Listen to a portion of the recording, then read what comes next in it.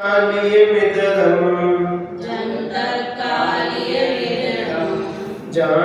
जुगवं समन्तदोषवम्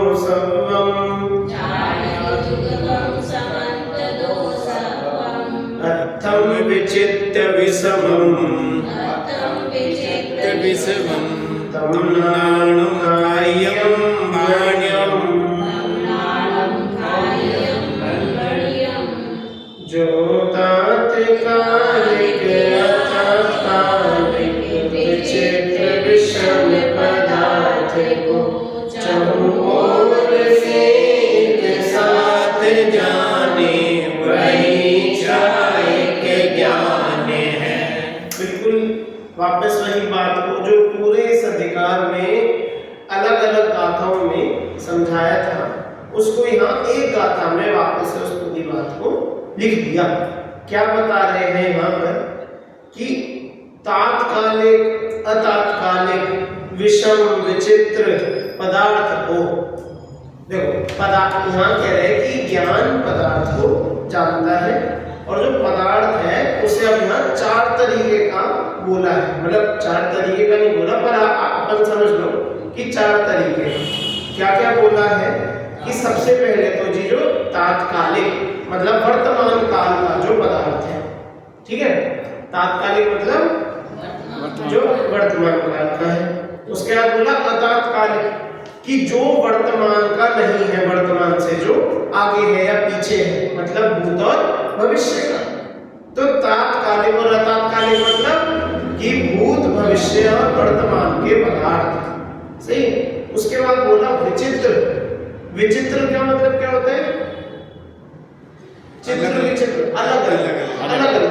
तो विचित्र मतलब कि पदार्थ बहुत तरह के हैं, अनेक प्रकार के। कि पदार्थ ये एक तो होता ना एक तरीके का होता कि बहुत तरीकों का भी होता है और बहुत प्रकार का भी होता है, तो इसलिए बोल दिया विचित्र। फिर उसके बाद बोला विषम। विषम मतलब ऐसा कि समान नहीं है, अलग अलग। यहाँ भी मतलब अर्थ वही है, अलग अलग तरीके। और एक अर्थ हम और ले सकते हैं कि जो जानने में सरल न हो। विषम मतलब कठिन, वैसे भी हम समझ सकते हैं कि जिसे जाना ना जा सके सरलता से, मतलब सामान्य जीव जिन पदार्थों को जिन बातों को नहीं जान सकते, तो ऐसे विषम। तो ऐसे पदार्थ को, ठीक है, चार तरह से बता दिया। क्या क्या बताया कि तात्कालिक मतलब वर्तमान काल का, अतात्कालिक मतलब भूत भविष्य का, विचित्र मतलब अनेक अनेक प्रकार का, और विषम मतलब कि जो आसानी से मतलब विषमता से कठिनता से हमें जानने में है। तो ऐसे पदार्थ को कैसे जानता है कि चारों ओर से, चारों तरफ से जानता है। चारों तरफ से कहने का मतलब क्या है कि उस पदार्थ को सर्वांग से जानता है। समझ में आया? चहुँ दिशा मतलब चहुँ ओर से मतलब कि हर तरफ से उस पदार्थ को जाने। सर्वात्म ये चहुँ ओर से एक साथ जाने वही शायद कि एक तो चारों तरफ से जानता है और सारे सब पदार्थों को एक साथ जानता है, एक एक करके नहीं जानता, सबको साथ में जानता है। उसका नाम क्या है? कौन सा ज्ञान है? शायद ज्ञान है। समझ में आया ना? बहुत सरल सामान्य विषय है इस गाथा का, बहुत कुछ इसमें विशेष नहीं है, बस महिमा बताई है अतीन्द्रिय ज्ञान की।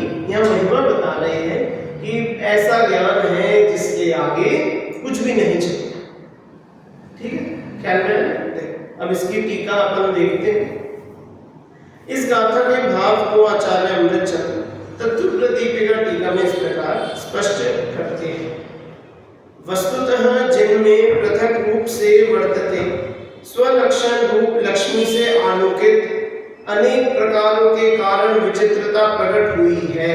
अब देखो यहाँ पर वही बात है कि आचार्य अमृतचंद्र की भाषा बहुत जटिल थी, बहुत कठिन थी। तो अब बात जो ये लिखी है ये वही बात है जो गाथा में थी, जो अभी हमने हिंदी में पढ़ी, बस उसी बातों में और नए नए तरह के शब्द डाल दिए।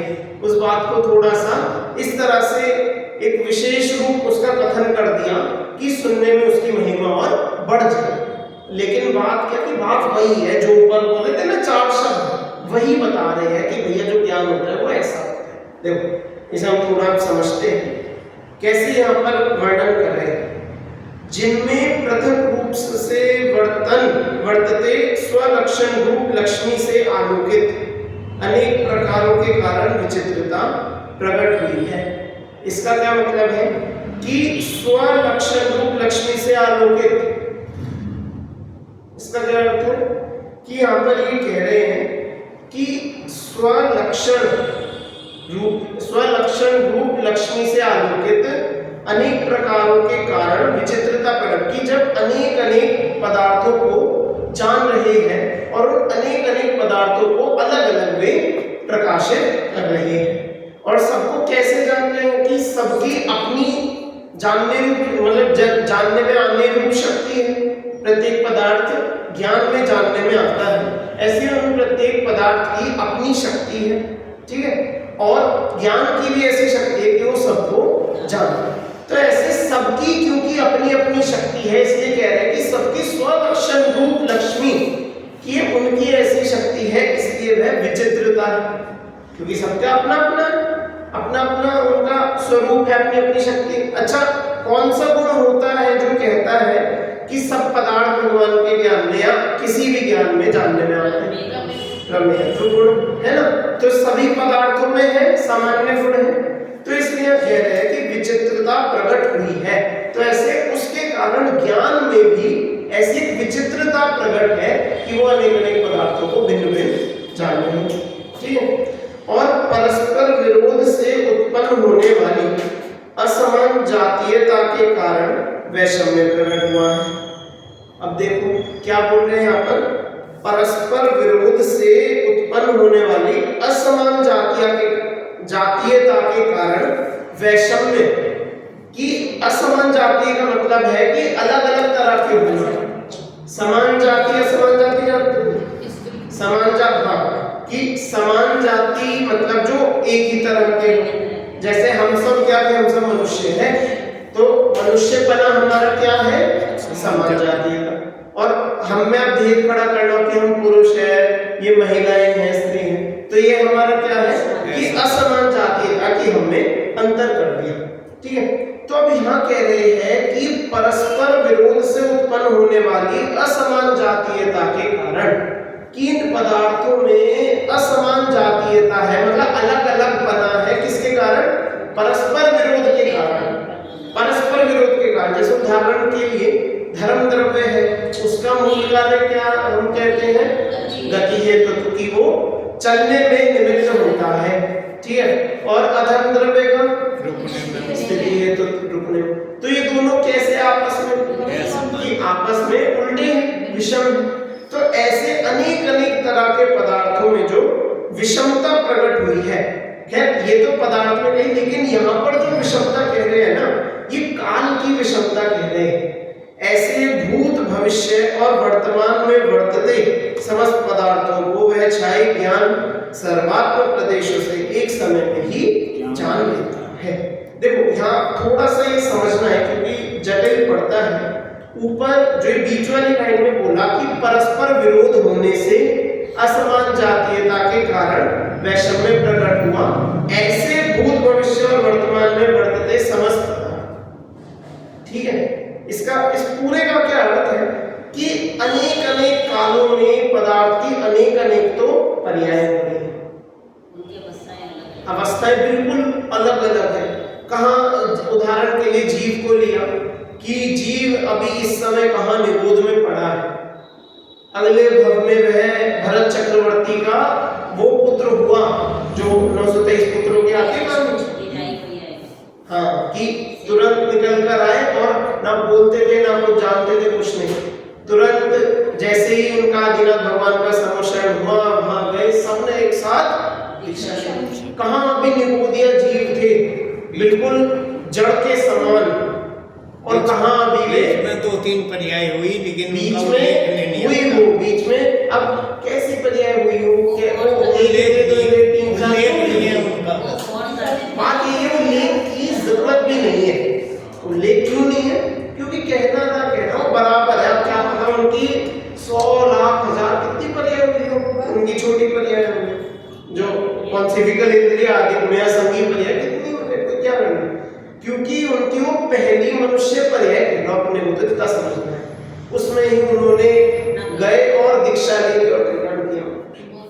ठीक है, अब देखो जो भगवान आदिनाथ थे उनके ज्ञान में आप सोचो कि सब कुछ आ चुका है ना, वो भी केवल ज्ञान ही थे ना, जो तीसरे ज्ञान पढ़ रहे आदिनाथ भगवान को भी वही ज्ञान था। तो उन्होंने कैसे देखा होगा कि जो भरत चक्रवर्ती के वे पुत्र अभी तो निगोद में विकल इंद्रिय में अनेक अनेक अवस्थाओं में, और कहा यहाँ जन्म लिया, यहाँ दीक्षा ली और यही अपना कार्य करना। तो कितनी विषमता समझ में आती है संसार की विषमता का। ये भी वैषम्य दिखा रहे हैं कि परस्पर विरुद्ध दिखने वाले, कहाँ अभी बिल्कुल मिथ्यात्व में ओतप्रोत था कोई जीव, कहाँ गौतम गणधर बिल्कुल अपने मान में हावी हुआ था, और वहां गया कि भैया हमारे जो गुरुजी कुछ बोलकर मौन हो गए, अर्थ नहीं बता रहे। अब उनसे पूछो, उन्हें भी ना समझ में ये सब तो मतलब बोला तो नहीं पर मन में था, हमने तो सुने नहीं, तो कहता है गुरु के पास चलो वहीं बताएंगे। उन्होंने सोचा देखते ऐसे कौन गुरु है, हम भी देखें। और वहां गए, उन्होंने देखा, क्या देखा कि यहाँ तो कोई दिव्य समोशरण जैसी कोई रचना है, बहुत दिव्य ऐसी रचना है, आसपास बिल्कुल वातावरण साफ है, स्वच्छ है, दूर दूर तक कोई बीमारी का, कोई जमीन पर किसी कण तक का भी निशान नहीं है। समोशरण का आपने सुना है, वो अतिशय कि कितने कोस की, कितने ओजन की भूमि बिल्कुल कण रहित, मन रहित, तिनके रहित, बिल्कुल स्पष्ट साफ हो जाती है, सुगंध आती है, और क्या क्या सब। और उसमें भी गए, उन्होंने मानस स्तंभ देखा। फिर उसके बाद अभी देखो ये मुझे ऐसा ख्याल क्यों आया, अभी वो विश्वासनगर मंदिर में कल्पद्रुम विधान चल रहा है, तो उसमें सारा समोशरण का ही वर्णन आता है। तो उसमें सातवीं भूमि की, जैसे उसमें 8 भूमियां होती हैं समोशरण, तो सातवीं भूमि जो है उसका नाम है भवन भूमि। क्या नाम है? भवन भूमि। अब भवन भूमि में मेन तो यही है कि अनेक अनेक तरह के भवन मंदिर आदि वहां बने हैं, और वहां पर मूल वर्णन है कि 4 दिशाओं में 9 स्तूप है। क्या है? 9 स्तूप है, हर दिशा में 9 स्तूप, तो ऐसे कुल मिलाकर से 36 स्तूप हो गए। तो 9 स्तूपों का मैंने वर्णन जैसे अलग से देखकर पढ़ा, तो उनमें ऐसा है कि पहले स्तूप में जाकर आप पहले भगवान के दर्शन करेंगे, फिर दूसरे स्तूप में पूरे मध्य लोक का वो बना हुआ है, जो रचना बनी हुई है, फिर एक अगले किसी स्तूप में स्वर्गलोक की रचना बनी है, एक में ग्रहलोक की रचना बनी है, एक में अनुदिशों की अनुत्तर विमान की रचना बनी है, फिर कोई ऐसे स्तूप है वहां पर मानस में, वहां देखकर आपका मान गलित हो जाता है, एक स्तूप ऐसा है वहां देखकर आपको सम्यक्त हो जाता है, फिर अंत में आता है भव्य स्तूप, भव्य कूट भी बोलते हैं, भव्य स्तूप। वो ऐसा स्तूप है यदि कोई अभव्य जीव उसे देखे तो वह उसके प्रकाश से अंधा हो जाता है।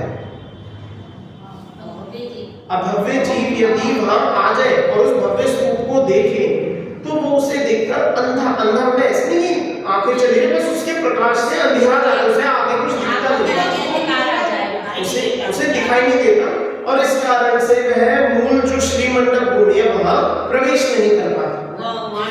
ऐसा अच्छा, एक में आया नहीं, हाँ चलो, अब 2 मत है, जो भी है।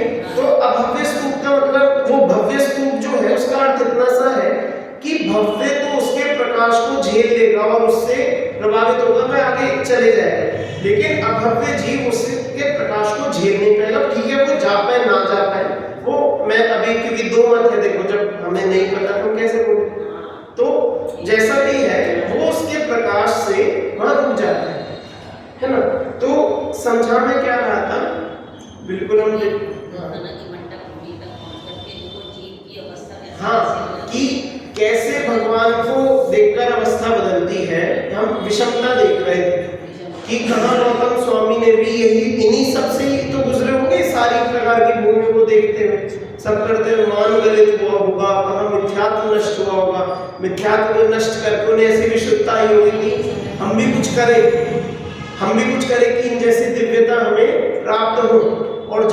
भगवान के दर्शन हुए, देखा कि वहीं पर ही अस्त्र त्यागे, सब परिग्रह त्यागे और दीक्षा धारण करे।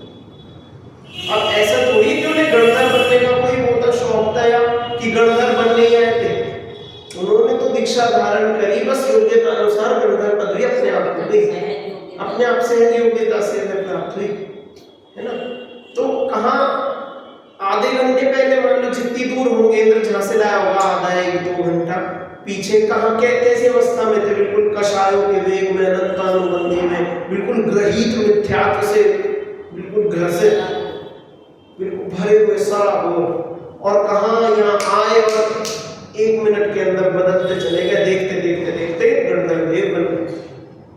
कहाँ वे बिल्कुल विपरीत धर्मों की श्रद्धा को बढ़ावा दे रहे थे, समझा रहे थे, उनके गुरु बने थे, और कहाँ यहाँ आकर अंतर्मुख मात्र में द्वादशांग की रचना कर डाली। अंतर विषमता समझ में आ गई। तो भूत भविष्य वर्तमान, और महावीर भगवान ने तो सब कुछ देख लिया होगा, है ना। महावीर भगवान तो भी केवली है, उन्होंने तो सब देखा होगा, क्यों नहीं देखा होगा। तो कहने का अर्थ क्या है कि जो विषमता है, विषमता अनेक पर्यायों की, जैसे विषमता है उससे भी हम समझते हैं, एक वो चिड़िया की, एक पक्षी की कहानी सुनी है कि उसका ऐसा लिखा था कि तुम अगले 10 सेकंड में यहाँ से एक को मतलब 1000 कोस दूर एक पर्वत के ऊपर तुम मरो। भाई सब सोचे भाई ये तो यहाँ है ना, इसमें मरने की शक्ति ना कुछ ना कुछ। और फिर वो कैसे उसका होता है कि एक देव आता है और उसे ले जाकर वहाँ छोड़ देता है, वहाँ पता नहीं क्या कैसे वो मरण हो जाता। अब बताओ हम सोचे भैया कैसे संभव, लेकिन जो कार्य होने वाला होता है अपने आप होगा, हमें उसमें विचारने की जरूरत नहीं कैसे हो गया या कैसे होगा। ये पर्यायों की विषमता है, पदार्थ के अपने पर्यायों की विषमता, कि इस समय ऐसा था, अगले समय ऐसा होगा। हर समय पदार्थ बदल रहा है। ये कौन सा गुण है अच्छा द्रव्य का, ये कौन सा गुण होता है कि वह बदल रहा है? द्रव्यत्व। बहुत बढ़िया। द्रव्यत्व गुण जो प्रत्येक द्रव्य की शक्ति है, कैसी शक्ति है? जो कहती है कि जो द्रव्य है वह निरंतर प्रति समय अपनी अवस्था को बदलता है, नियम से बदलता है, समान नहीं है ना। तो इसका नाम है कि ये जो बोला ना कि परस्पर विरोध से उत्पन्न होने वाला असमान जातीयता के कारण वैषम्य, कि आपस में ही विरोध दिखता है, कहां भी मिथ्यात्व, कहां भी गणधर बन गए। समझ में आया विषमता? हाँ, कि कहां भी कि उनके पुत्र घर में थे, कुछ बोलते नहीं थे, और खैर मुनि बन के भी बोले कुछ नहीं, ऐसे ही वे मोक्ष चले गए, पर फिर भी किस अवस्था से, निबोध अवस्था से आए थे, और कहां अपना कल्याण करेंगे, है ना। समझ में आया? इसका नाम है मतलब पदार्थ की जो विषमता है। तो यहाँ कहना, देखो अब ये मैंने ठीक है थोड़ा सा ऑफ टॉपिक समझा दिया, लेकिन समझने योग्य ये है कि पदार्थों में आपस में अपने में ही पर्यायों में अंतर है, विषमता होती है। तो ऐसे भूत भविष्य और वर्तमान में वर्तते समस्त पदार्थों को वह छाय ज्ञान सर्वात्मक प्रदेशों से एक समय में ही जान लेता है। अब यहाँ पर जो सर्वात्मक प्रदेश टीका में बोला, यहाँ पदार्थ के सर्वात्मक प्रदेश नहीं बोले, यहाँ उस जीव के सर्वात्मक प्रदेश कह रहे जो जान रहे, मतलब कि भगवान अपने सिर्फ एक ज्ञान जो यहाँ रखा है ऐसा नहीं, ज्ञान जो यहाँ रखा है ऐसा नहीं, कि ज्ञान उनके सारे प्रदेशों में है आत्मनिवेश, और उन सर्वात्मक प्रदेशों से वे उस पदार्थ को जानते हैं। समझ में आया? लेकिन जो यहाँ तो ऊपर गाथा में जो चहुओं से होता है कि पदार्थ को सर्वात्मक रूप से जानते हैं, इस तरह से कहा। ठीक है, चल अब तो और फिर एक चीज और है कि एक समय में ही जान लेते हैं। एक समय में ही जान लेते हैं, क्यों बोल रहे हैं? क्योंकि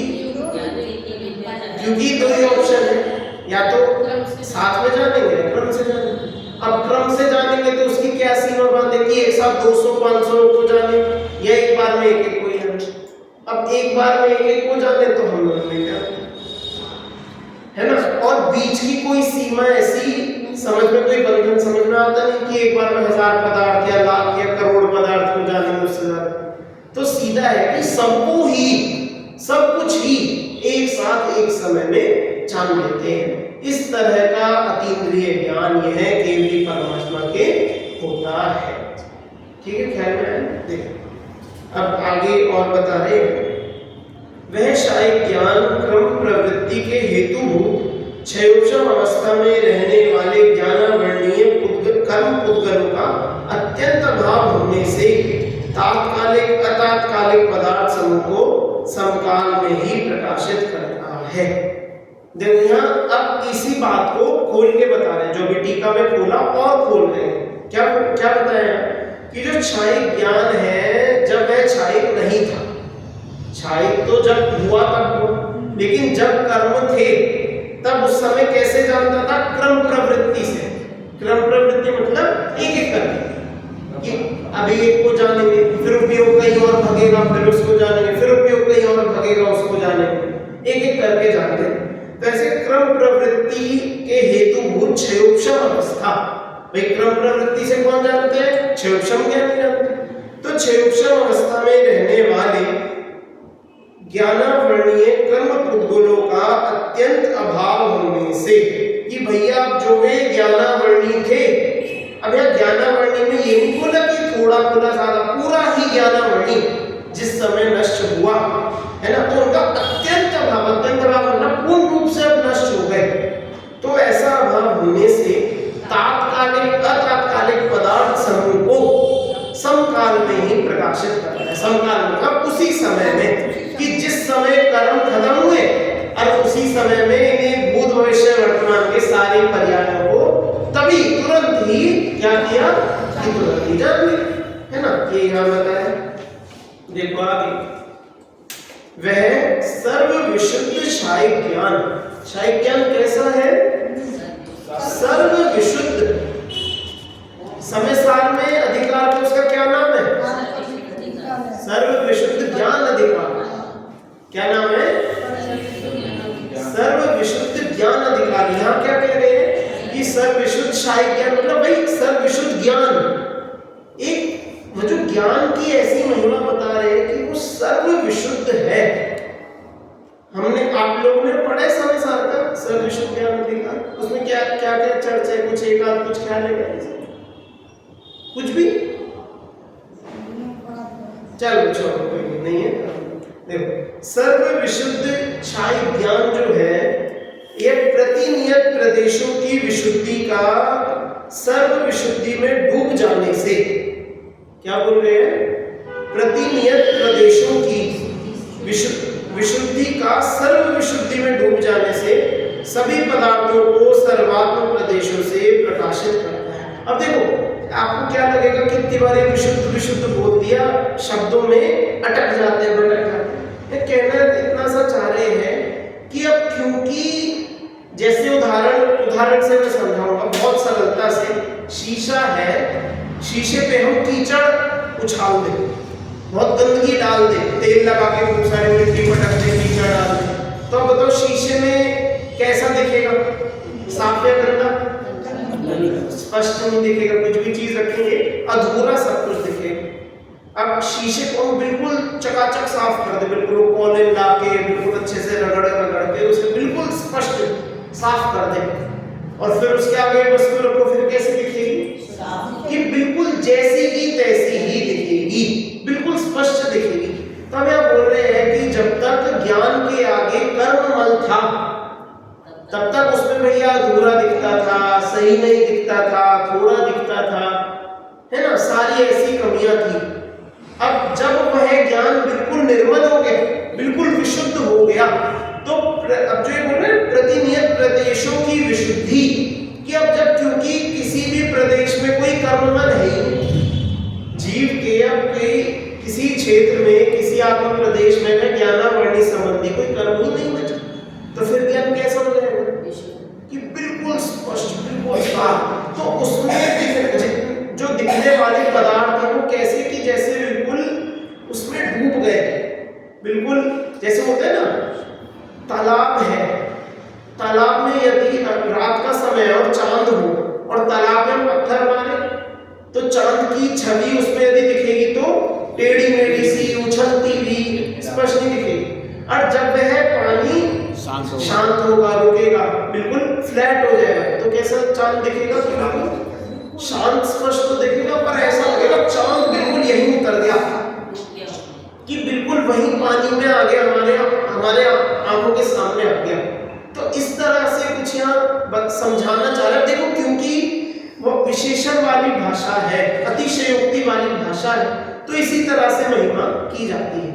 समझाना यहाँ पर इतना सही है कि प्रत्येक पदार्थ ज्ञान में स्पष्ट रूप से झलक है, इतना सा यहाँ समझाना है। देखो, प्रतिनियत प्रदेशों की विशुद्धि का सर्व विशुद्धि में डूब जाने से सभी पदार्थों को सर्वात्म प्रदेशों से प्रकाशित करता है, और सर्व आवरणों का क्षय होने से व देश आवरण का क्षयोक्षम न रहने से भी सभी पदार्थों को प्रकाशित करता है। देखो, प्रकाश मतलब सब पदार्थ को जानने के दो कारण भी हैं, कि एक तो क्योंकि ज्ञान स्वयं विशुद्ध हो गया, ज्ञान की ऐसी स्वयं की शक्ति प्रकट हो गई कि अब वह सब कुछ जान सकता है। और दूसरा क्या कारण दिया कि जो सर्वावरण था, सर्वावरण मतलब जो केवल ज्ञानावरण था, एक तो उसका नाश हो गया, उसका क्षय हो गया। और जो देशावरण, देशावरण मतलब मति श्रुत अवधि मनम पर्यय, ये इन चारों का जो क्षयोक्षम होता अथवा ना होता, जैसे भी, कि अब उनका क्षयोक्षम भी नहीं है। हाँ देखो, दो हाँ जो ज्ञानावरण के ऐसे दो यहाँ पर पहलू खड़े करे, समझ में आ रहे हैं? जल्दी तो नहीं चल रहा। देखो एक बार फिर बताता हूँ। ज्ञानावरण लो, उसके दो अंश खड़े करो। एक तो वो वाला ज्ञानावरण जो क्षयोक्षम रूप प्रकट हो सकता है, और एक वो वाला ज्ञानावरण की जो होता है या फिर पूरा ही नहीं होता।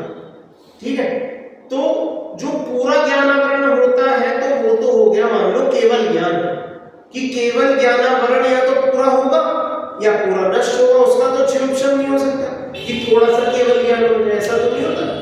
या तो पूरा केवल ज्ञान होता है या बिल्कुल नहीं होता। समझ में आया? तो केवल ज्ञान या तो पूरा हो गया, बिल्कुल नहीं होगा, इसका नाम है सर्वावरण, कि ये पूरा ही होगा या पूरा ही नाश होगा, इसका क्षयोक्षम नहीं होगा। ठीक है, अब जो बाकी चार हैं, मति ज्ञानावरण, शुद्ध ज्ञानावरण, अवधि ज्ञानावरण, अनपरिय ज्ञानावरण, इनका क्षयोक्षम होता है, मतलब कभी थोड़ा होता है, कभी ज्यादा हो जाता है ज्ञान, कभी जो आवरण है वो थोड़ा, वो ज्यादा, ऐसे कम ज्यादा हो सकता है। तो यहाँ कह रहे हैं कि अब जो अतीन्द्रिय ज्ञान वाले हैं उनके ना तो सर्वावरण है, मतलब केवल ज्ञान का तो, केवल ज्ञानावरण का तो पूरा नाश हो गया, और जो अन्य आवरण का जो थोड़ा थोड़ा उभारता, जो क्षयोक्षम था। अच्छा, क्षयोक्षम हम सब जानते हैं कि क्षयोक्षम किसे कहते हैं? एक बार सही से बताओ, एक व्यक्ति बताओ, सही बताइए। कुछ कारणों का क्षय हुआ, कुछ कारणों का जो है, और तीनों बातें हैं, क्षय, उपशम, उदय, तीनों बातें होती हैं कि कुछ तो कर्म अपने क्षय भी हुए, नाश भी हुए, और कुछ का उपशम हो गया, बिल्कुल दब गए, है ना, और कुछ का भाई जो कर्म बचे उदय में आने, उदय में आ गए, है ना, इसका नाम होता है क्षयोक्षम। अब जो मतिशुद्ध ज्ञान है, इनका तो क्षयोक्षम ही होता है, और जो अवधि मनपर्य ज्ञानावरण है, इनका पूरा उदय भी होता है। भाई जैसे अभी हम अभी है तो हमारे तो इनका क्षयोक्षम है नहीं, हमें अवधि ज्ञान मनपर्य ज्ञान है, तो हमारे इनका क्या है, पूरा उदय है ना। लेकिन जब यदि ये प्रकट हो तो इनका क्षयोक्षम हो गया, समझ में? तो ऐसे इनका क्षयोक्षम जो है चार ज्ञानों का, तो अब केवली भगवान के तो वो क्षयोक्षम भी नष्ट हो गया, उनके अब वो क्षयोक्षम नहीं, वो पूरा ही ज्ञान हर तरीके से नष्ट हो गया। तो ना तो उनके सर्वावरण रहा और ना ही उनके इन कर्मों का क्षयोक्षम रहा, तभी छाई बना। बिल्कुल, तो देखो दोनों बातें इसलिए कह रहे हैं क्योंकि जिससे कंफ्यूजन ना रहे। जैसे अब हम बोले कि भैया उनके अब वे कैसे हुए, 5 ज्ञान के धारी हो गए, अब क्यों उनके मतिशुद्ध ज्ञान हुए, है कि नहीं? अब देखो, गर्भित कहना ठीक है, गर्भित हम कह देंगे, वो पूरा एक ज्ञान का अंश है, लेकिन हम उन्हें कहेंगे क्या कि मति ज्ञानी है या शुद्ध ज्ञानी है या अवधि ज्ञानी है। अवधि ज्ञान उनके समझाने की जरूरत है कि केवली का अवधि ज्ञान कैसा होता है, कहना पड़ेगा। कहते केवल ज्ञान का काम सबको जानना है, तो उसमें पुद्गल द्रव्य भी आ गए, है ना। केवल ज्ञान का जानना सब कुछ है, तो उसमें मन पर ज्ञान में विषय भी आ गए, अलग से क्या है ना। तो ना तो उनके वो केवल ज्ञान का आवरण नहीं रहा और ना ही अन्य कर्मों का क्षयोपशम रहा। समझ, देखो मैं फिर से पढ़ता हूं एक बार कि उनके सभी पदार्थों को सर्वात्म प्रदेशों से प्रकाशित करता है और सर्वावरणों का क्षय होने से व देशावरण का क्षयोपशम न रहने से भी सभी पदार्थों को प्रकाशित करता है। क्योंकि यदि अन्य जो कर्म है, जो ज्ञान, ये जो मति ज्ञानावरण, यदि इनका क्षयोपशम होगा तो मतलब इसका मतलब क्या हो जाएगा कि कुछ उसका भी उदय भी है, तो मतलब उतना भी नहीं जान सकते यदि क्षयोपशम कह रहे हैं। तो इसलिए उनका क्षयोपशम भी नहीं है उनका, कि उनका तो पूरी तरह से सब कुछ क्षय हो गया है। ठीक है, देखो कुछ पदार्थों की विशुद्धि, कुछ पदार्थों की विशुद्धि और फिर विशुद्धि, कुछ पदार्थों की वो सर्व विशुद्धि में डूब गई, मतलब इसमें क्या डिफरेंस है?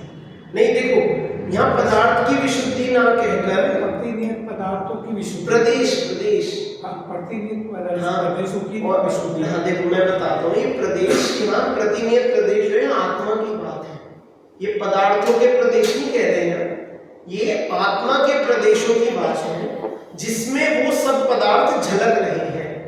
ठीक है, जो प्रतिनियत प्रदेशों की विशुद्धि, प्रतिनियत प्रदेश मतलब कि एक एक प्रदेश, ठीक है, और उन विशुद्धि का सर्व विशुद्धि में डूब जाने से, मतलब जो वे विशुद्ध, अब देखो यहाँ इतना सा अर्थ है, यहाँ पर अब शब्दों में हम ज्यादा ना उलझते हुए यहाँ इतना सा कहना चाह रहे हैं कि जब वह जो आत्मा की जो विशुद्धि है वो सर्व विशुद्धि रूप ज्ञान हो गया, मतलब क्षय ज्ञान हो गया, है ना, तो उस समय वह सर्वात्म प्रदेशों से सभी पदार्थों को जान ले। समझ में आया?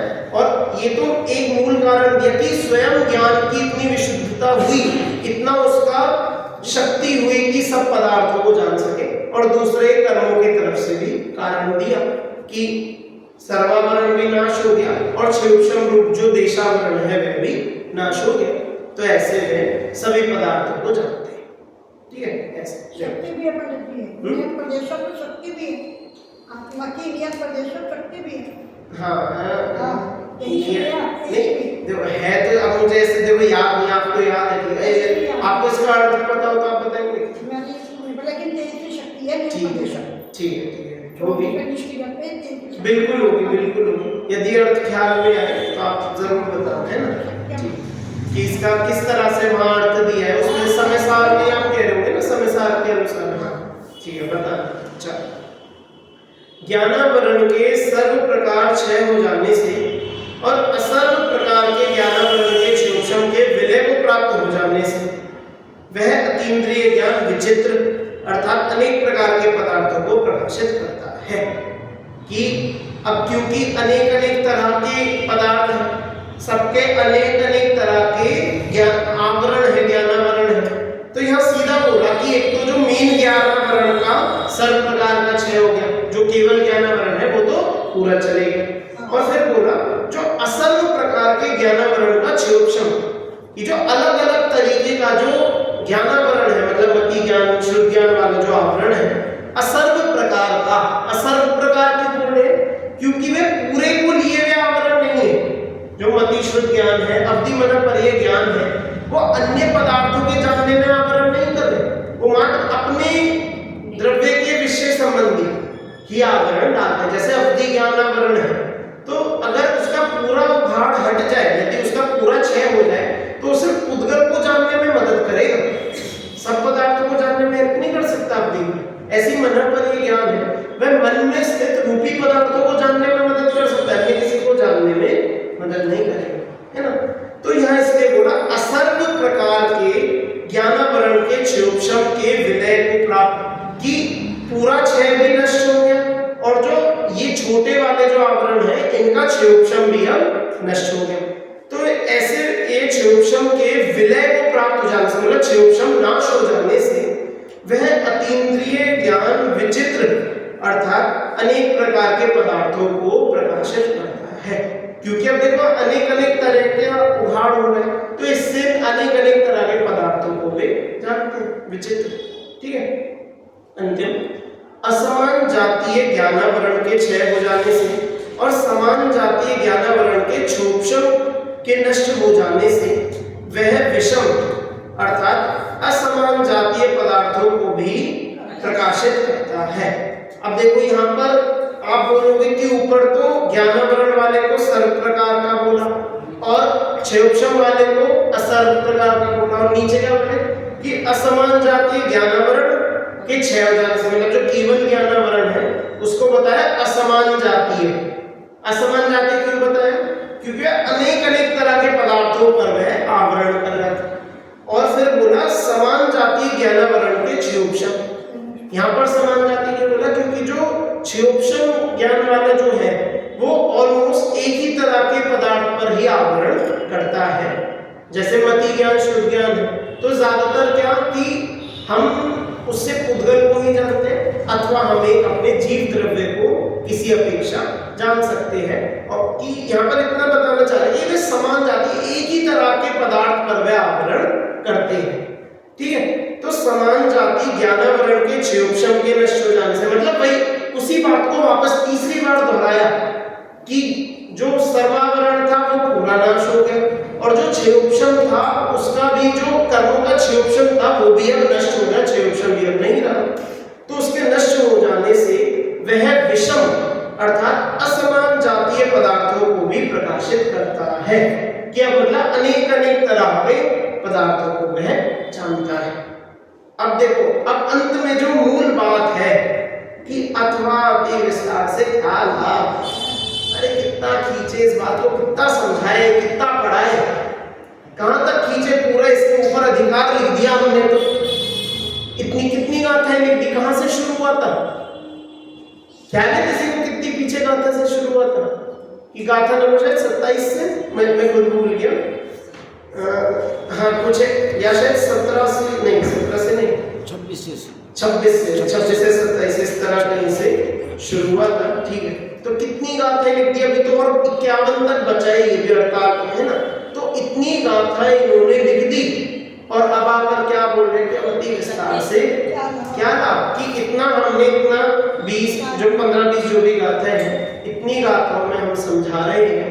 अब ये इससे ज्यादा क्या बताएं, और कितना समझाएं तुम्हें? अति विस्तार से क्या लाभ है, इतना ही पर्याप्त है कि जिसका अनिवार्य फैलाव है ऐसा वह प्रकाशमान छाए ज्ञान अवश्य में सर्वत्र सर्व पदार्थों को सर्वथा और सदा जानता ही है। क्या बोला? कि भैया जो ज्ञान है, अब आप कैसे भी कहो कि इस कारण से उस कारण से ऐसे वैसे इसको जान, अरे सब छोड़ो, वो तो सब कुछ जानते है ना। वह अवश्य में सर्वत्र सर्व पदार्थों को सर्वथा और सदा, यहाँ पर देखो चारों क्या ले लिए, जो चतुष्टय द्रव्य क्षेत्र काल भाव चारों बता दिए। सर्वत्र से क्या बोल दिया कि सारे क्षेत्र के सब कुछ जानता है। सर्व इससे द्रव्य का ले लिया कि सब द्रव्यों को जानता है, सर्व पदार्थों को। इसके बाद बोला सर्वथा, सर्वथा मतलब हर परिस्थिति में हर भाव में जानता है। और सदा मतलब काल की अनादि अनंत काल, अनादि तो नहीं सादी अनंत काल से कि सदा के लिए अनंत काल तक जानता रहेगा। तो चारों इन चतुष्टय से द्रव्य क्षेत्र काल भाव से वह हमेशा हमेशा कि अनंत द्रव्य वह भी अनंत, क्षेत्र वह भी अनंत, काल वह भी अनंत और भाव वह भी अनंत। अब आप अनंत में सवाल मत करना कि द्रव्य अनंत कैसे और क्षेत्र अनंत कैसे। हाँ कि द्रव्य तो अनंत है, क्षेत्र अनंत कैसे कि क्षेत्र अनंत है, काल अनंत कैसे कि काल अनंत है, और भाव अनंत कैसे, भाव तो अनंत है, भाव तो वैसे भी और अनंत अनंत की संख्या है। तो सबको बिल्कुल छाए ज्ञान अवश्य ही इन सबको जानता ही है, कोई इसमें सवाल नहीं। देखो अब इसका सरलार्थ बहुत सरल भाषा में पढ़ के फिर आज की चर्चा यहीं समाप्त करेंगे। इस गाथा में अतीन्द्रिय ज्ञान की सर्वज्ञता सिद्ध की गई है। क्या बोल रहे हैं? कि जो अतीन्द्रिय ज्ञान है वो सर्वज्ञ होता है, इस बात को हम यहाँ सिद्ध कर रहे हैं। कहा गया है कि अतीन्द्रिय ज्ञान पर की सहायता बिना स्वयं के सर्वात्मक प्रदेशों से जानता है। क्या बोला कि अतीन्द्रिय ज्ञान औरों की हेल्प से नहीं जानता, औरों की सहायता से नहीं जानता, स्वयं से ही जानता है, अक्रम से जानता है, सभी को जानता है और भूत भविष्य वर्तमान तीनों कालों में घटित होने वाली घटनाओं पर्यायों को अत्यंत स्पष्ट रूप से प्रत्यक्ष जानता है, क्योंकि क्रम पूर्वक जानना, नियतात्मक प्रदेशों से ही जानना, अमुक को ही जानना आदि मर्यादाएं क्षमिक ज्ञान में ही होती है। समझ में आया? क्योंकि जितनी ये जो बाधा सहित ज्ञान है ना, ये सब क्षयोक्षम ज्ञान की बातें हैं। जो ये ऐसे बाधा करके जानना है, क्या क्या बाधा है बताइए यहाँ पर, कि नियतात्मक प्रदेशों से ही जाने, जैसे अपना स्पर्श है तो वो सिर्फ खाल से होगा, जो स्वाद का ज्ञान है हमें मात्र जीव से होगा, तो इन प्रदेशों में बंद गया हो गया है ना। लेकिन इनमें ऐसी कोई बाधा नहीं। अमुक को ही जानेगा कि भैया हम तो सिर्फ उद्गल को ही जान सकते हैं, हम अरूपी पदार्थों को हम स्पष्ट नहीं जान सकते, तो मात्र एक ही पदार्थ को जानते हैं, ऐसी कोई मर्यादा। ऐसी आदि मर्यादाएं क्षयोक्षम ज्ञान में होती है, केवल ज्ञान की ये सब नहीं होती। अतीन्द्रिय ज्ञान अर्थात केवल ज्ञान में ऐसी कोई मर्यादा नहीं है। ज्ञान की सर्वज्ञता और क्रमबद्ध पर्याय में आशंकाएं व्यक्त करने वाले को इस गाथा के भाव को गंभीरता से जानने का प्रयास करना चाहिए। ठीक है सभी को? जो ये बात कही है स्वयं आत्मा की बात कही गई है आखिरी में, जो अतीन्द्रिय ज्ञान है वो अपनी आत्मा के बारे में ही सब कुछ जानता है। आप दूसरा उद्गल की बात करें? नहीं, अतीन्द्रिय ज्ञान इस पूरे अधिकार में जहाँ भी अतीन्द्रिय ज्ञान बोला ना, यहाँ अतीन्द्रिय ज्ञान का अर्थ सिर्फ केवल ज्ञान है। हाँ, अतीन्द्रिय ज्ञान यहाँ पर वो नहीं कि अपना जो स्वानुभव ज्ञान या फिर ऐसा वो वाला नहीं। अतीन्द्रिय ज्ञान यहाँ पर मात्र केवल ज्ञान, मात्र केवल भगवान का केवल ज्ञान, और वह केवल ज्ञान स्व पर दोनों की बात है, पर को भी देखे है ना, क्योंकि पर को जानना भी उसका स्वभाव है। ऐसा तो है नहीं हम भैया उस पर एक बटन दबा के वो पर को जानना बंद कर दें, या फिर हम अपनी इच्छा से पर को ना जाने, मात्र स्व का अनुभव चाहे, संभव ही नहीं है। स्व पर को जानना पड़ेगा ही पड़ेगा, क्योंकि स्वभाव है ना। तो यहाँ पर अब देखो, जैसे जो आप कह रहे हो ना, जो ये जो हाँ पांचों 6 लाइन में ना, हाँ, जो भी आपने लास्ट में पढ़ी है, इसमें खाली बस वो अपनी आत्मा की बात कीजिए, स्वयं आत्मा को बस आप देखो एक बार, और पदार्थ के बारे में नहीं बात करी इसमें कहीं भी इन्होंने, बस यही बात कही है कि जो उसके आत्म प्रदेश हैं, स्वयं आत्म प्रदेश, वो ऊपर ही लिखा है, कहा गया है अतीन्द्रिय ज्ञान में पर की सहायता बिना स्वयं के सर्वात्म प्रदेशों से जानता है, अक्रम से जानता है, सभी को जानता है, सभी को जानता है, ये भी तो केवल ज्ञानी की सभी को जानता है। आत्मा आ जाएंगे इसमें, सब आत्माएं नहीं, सब तरफ से सभी, सब कुछ। क्योंकि देखो जो ये पहली पंक्ति है ना, यहाँ कह रहे हैं पर की सहायता बिना। पर की सहायता बिना का मतलब है कि पर की अपेक्षा नहीं है, पर की वो अपेक्षा नहीं है कि ये ऐसा निमित्त बनेगा तो हम अन्य को जाने। यहाँ पर निमित्ताधीनता को हटा रहे हैं, पराधीनता को हटा रहे हैं, है ना। कर्मों के क्षयोक्षम को हटा रहे हैं कि जब कर्मों के जानने, कर्मों के हटे और ज्ञान के जानने की शक्ति तब जाए। और बोला सर्वात्म प्रदेशों से जानते हैं, से कि आत्मा से जान रहे हैं, बस इतना कह रहे हैं। लेकिन बात है सब कुछ जानने की है, देखो आत्मा को तो जानने की है ही है। आत्मा को ना जाने ऐसे कह बात क्यों, जो स्वयं को ना जाने, तो आत्मा को जानने की बात है। लेकिन पर पदार्थ अपने आप ही सम्मिलित है, उन्हें वैसे मतलब ना गिने, वो बात यहाँ जमीनी में उनको भी स्व पर दोनों को ही जानना यहाँ पर हमें इष्ट है। ठीक है, दोनों की यहाँ। तो इस तरह से अभी हमने चर्चा करी है।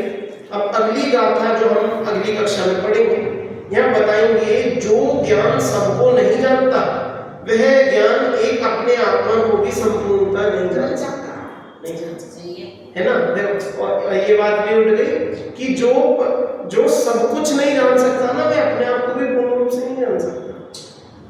तो इस बात को हम अगली कक्षा में क्या है, कैसे है, क्यों है, इसको